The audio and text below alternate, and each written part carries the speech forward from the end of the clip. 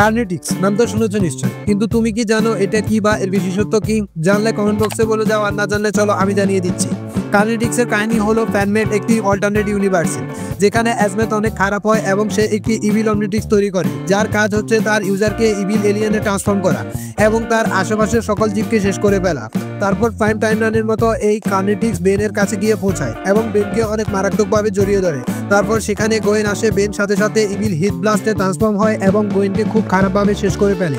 তারপর একে একে সে এক্সেলাইট হয়ে গ্যানফা, ম্যাক্স, ওয়ালমার্ট ও ডায়মন্ড হেড হয়ে অনেক লোককে শেষ করে ফেলে। তারপর দেশের মিলিটারি তার উপরে অ্যাটাক করে, তখন সে ইভিল এলিয়েন এক্স হয়ে যায় এবং তার পুরো আর্থ ও ইউনিভার্স শেষ করে দেয়। তারপর সে যখন মাল্টিভার্সের দিকে আগায়, তখন প্রফেসর প্যারাডক্স অন্যান্য বেনকে নিয়ে আসে এবং সব বেন এই ইভিল বেনের সাথে লড়াই শুরু করে। তারপর বেন 10,000 অ্যাটমিক এক্সের মাধ্যমে কার্নেটিক্স ধ্বংস করে যায়, কিন্তু এতে অনেকগুলো বেন শেষ হয়ে যায়। তারপর কিছু সিলিস্টাল সেপিয়ান মিলে ওই ইউনিভার্স আবার ঠিক করে দেয়।